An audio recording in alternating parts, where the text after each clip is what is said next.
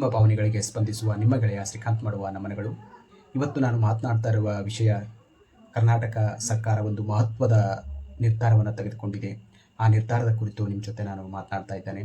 ನನ್ನ ಒಂದು ಆಪ್ತ ಸಮಾಲೋಚನೆಗೆ ಅತ್ಯವಶ್ಯಕವಾದಂಥ ವಿಚಾರವೂ ಕೂಡ ಹೌದು. No I D no entry ಅಂತಕ್ಕಂಥ ಮಹತ್ವದ ಯೋಜನೆಯನ್ನು, ಮಹತ್ವದ ನಿರ್ಧಾರವನ್ನು ತೆಗೆದುಕೊಂಡಿದ್ದಾರೆ. ಯುವಜನತೆ ಸುಮಾರು 35% ಯುವಜನತೆ ಇಂದು ಕುಡಿತದ ಚಟಕ್ಕೆ, ಡ್ರಗ್ಸು, ಇತರೆ ಹವ್ಯಾಸಗಳಿಗೆ ಒಳಗಾಗಿರತಕ್ಕಂಥ ಆತಂಕಕಾರಿ ವಿಚಾರ ಬೆಳಕಿಗೆ ಬಂದಿದೆ. ಆ ವಿಚಾರವಾಗಿ ನಮ್ಮ ರಾಜ್ಯದ ಹೋಮ್ ಮಿನಿಸ್ಟರ್ ಆಗಿರ್ತಕ್ಕಂಥ ಪ್ರಿಯಾಂಕಾ ಖರ್ಗೆ ಅವರು ಒಂದು ದಿಟ್ಟ ನಿರ್ಧಾರವನ್ನು ತೆಗೆದುಕೊಂಡಿದ್ದಾರೆ. ಅದು no I D no entry no I D ಅಂತಕ್ಕಂಥ ವಿಚಾರ. ನಮ್ಮದೇ ಈ ಒಂದು 18 ವರ್ಷದ ಒಳಗಿನಲ್ಲಿರುವಂಥ ಮಕ್ಕಳು ಯಾವುದೇ ಸಾರಾಯಿ ಅಂಗಡಿಗೆ ಹೋಗಿರ್ಬೋದು, ಬಾರ್ಗಳಲ್ಲಿ ಆಗಿರ್ಬೋದು, ಯಾವುದೇ ಈ ಒಂದು ಮದ್ಯಪಾನದ ಅಂಗಡಿಗಳಲ್ಲಿ ಹೋಗಬೇಕಾದ್ರೆ ಕಡ್ಡಾಯವಾಗಿ ಅವರು ಐ ಡಿ ಕಾರ್ಡನ್ನು ತೆಗೆದುಕೊಂಡು ಹೋಗಿರಬೇಕು. ಅವರಿಗೆ ಸುಮಾರು ಇದೆ. ಒಂದು ವೇಳೆ ಐ ಡಿ ಕಾರ್ಡ್ ಇಲ್ಲದೇ ಇದ್ದರೆ ಅಂಥವರನ್ನು ಒಳಗೆ ಪ್ರವೇಶವನ್ನು ನಿರಾಕರಿಸಲಾಗಿದೆ. ಇದು ಒಂದು ದಿಟ್ಟ ನಿರ್ಧಾರ. ಇದು ಸಮಾಜವನ್ನು ಕಟ್ಟುವ ವಿಚಾರದಲ್ಲಿ ಸಮಾಜವನ್ನು ಉತ್ತಮ ರೀತಿಯಾಗಿ ಅಭಿವೃದ್ಧಿಗೊಳಿಸುವ ಒಂದು ದಿಟ್ಟ ನಿರ್ಧಾರವಾಗಿದೆ. ಇವತ್ತು ಎಷ್ಟೋ ದೇಶಗಳು ಯುವಕರಿಲ್ಲದೆ ತನ್ನ ಒಂದು ಅಸ್ತಿತ್ವವನ್ನು ಕಳೆದುಕೊಳ್ತಾ ಇದೆ. ಅದರಲ್ಲೂ ನಮ್ಮ ಭಾರತ ದೇಶದಲ್ಲಿ ಅತಿ ಹೆಚ್ಚು ಯುವಕರನ್ನು ಹೊಂದಿರುವ ದೇಶ ಅಂದರೆ ನಮ್ಮ ಭಾರತ.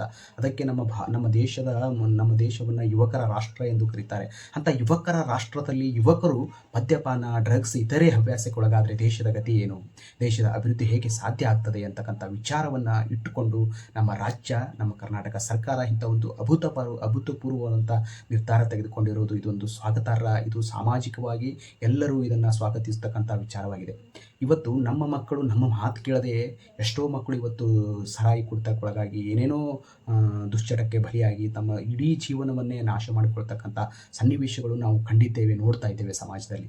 ಅಂಥದನ್ನು ಅರಿತುಕೊಂಡು, ಅಂಥದನ್ನು ವಿವೇಚನೆಗೊಳಪಡಿಸಿಕೊಂಡು ಪ್ರಿಯಾಂಕಾ ಖರ್ಗೆ ಅವರು ಒಂದು ದಿಟ್ಟ ನಿರ್ಧಾರವನ್ನು ತೆಗೆದುಕೊಂಡಿದ್ದಾರೆ. ಆ ಒಂದು ದಿಟ್ಟ ನಿರ್ಧಾರಕ್ಕೆ ನಾವು ಎಲ್ಲ ನಾಗರಿಕರು, ಸಾಮಾಜಿಕ ಚಿಂತನೆ ಒಳಗೊಂಡವರು, ಪ್ರಜ್ಞಾವಂತ ನಾಗರಿಕರು ಅವರಿಗೆ ಅಭಿನಂದನೆ ಸಲ್ಲಿಸುವುದು ನಮ್ಮೆಲ್ಲರ ಕರ್ತವ್ಯವಾಗಿದೆ. ಮತ್ತು ಹೇಳಬೇಕಾದ್ರೆ ಇವತ್ತಿನ ಎಷ್ಟು ಆರೋಗ್ಯ ಹದಗೆಡ್ತಾ ಇದೆ ಅಂದರೆ ಇಂದಿನ ಯುವಕರದು ಈ ಒಂದು 16, 18, 17ನೇ ವಯಸ್ಸಿನಲ್ಲಿ ಸಾರಾಯಿ ಕುಡಿತಕ್ಕೆ ಒಳಗಾಗಿ ಮುಂದೆ ಇಡೀ ಜೀವನವನ್ನು ನಾಶ ಮಾಡಿಕೊಳ್ತಕ್ಕಂಥ ಸನ್ನಿವೇಶಗಳು ಬಂದಿದ್ದಾವೆ. ಎಷ್ಟೋ ಯುವಕರು 25, 26ನೇ ವಯಸ್ಸಿಗೆ ತಮ್ಮ ಜೀವನವನ್ನೇ ಕಳೆದುಕೊಂಡಿದ್ದಾರೆ. ಯಾಕೆ ಜೀವನವನ್ನು ಕಳೆದುಕೊಂಡಿದ್ದಾರೆ? ಈ ಒಂದು ಸಾರಾಯಿ ಚಟಕ್ಕೆ ಬಲಿಯಾಗಿ. ಅದಕ್ಕೆ ಇದು ಏನು ಕರ್ನಾಟಕ ಕಾಂಗ್ರೆಸ್ ಸರ್ಕಾರ ಏನು ನಿರ್ಧಾರ ತೆಗೆದುಕೊಂಡಿದೆ, ಅದು ಒಂದು ದಿಟ್ಟ ನಿರ್ಧಾರ, ಅದು ಒಂದು ಸಾಮಾಜಿಕ ನಿರ್ಧಾರ.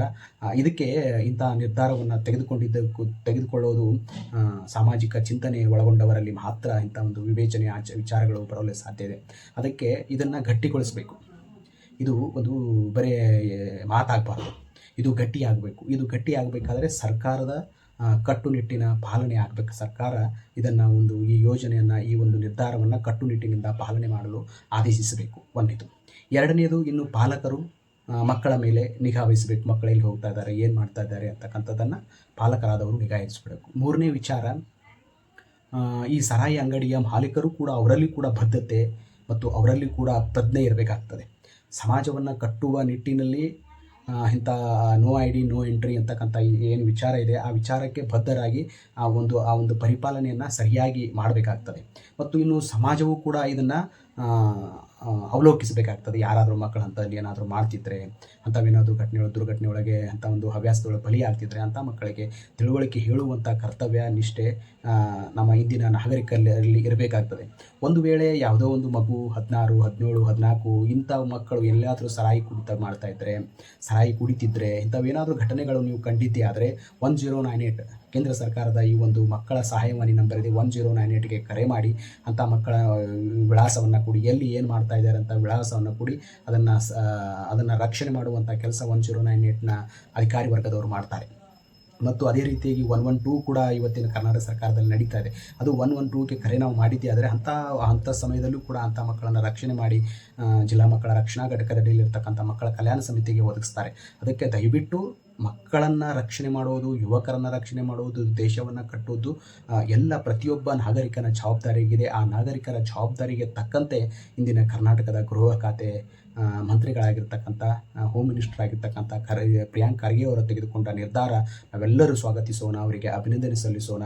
ಇಂಥ ದಿಟ್ಟ ನಿರ್ಧಾರಗಳನ್ನು, ಇಂಥ ಸಾಮಾಜಿಕ ಪರಿವರ್ತನೆಯ ನಿರ್ಧಾರಗಳನ್ನು ಹೀಗೆ ಕೈಗೊಳ್ಳ್ರಿ ಅಂತ ನಾನು ನಿಮ್ಮಲ್ಲಿ ಆಶಿಸುತ್ತಾ, ನೀವು ಇಂಥ ಒಂದು ದಿಟ್ಟ ನಿರ್ಧಾರ ತೆಗೆದುಕೊಂಡಿದ್ದಕ್ಕೆ ಮಗದೊಮ್ಮೆ ಎಲ್ಲ ಪ್ರಜ್ಞಾವಂತರ ಯುವಕರ ಪರವಾಗಿ ನಿಮಗೆ ಹೃದಯಪೂರ್ವಕವಾಗಿ ಅಭಿನಂದನೆಗಳನ್ನು ಸಲ್ಲಿಸ್ತೇನೆ ಅಂತ ಹೇಳ್ತಾ, ಇಂಥ ವಿಚಾರಗಳು ಮತ್ತು ನಮಗೆ ಸಾಮಾಜಿಕವಾಗಿ ಚಿಂತನೆ ಒಳಗೊಂಡಂಥ ವಿಚಾರಗಳು ನಾವು ಇದ್ದಿದ್ದೇ ಆದರೆ ನೀವು ಯಾರಾದರೂ ಏನಾದರೂ ಹೇಳಬೇಕಾಗಿತ್ತು ಅಂದರೆ ಕಮೆಂಟ್ ಬಾಕ್ಸ್ನಲ್ಲಿ ಹೇಳಿ.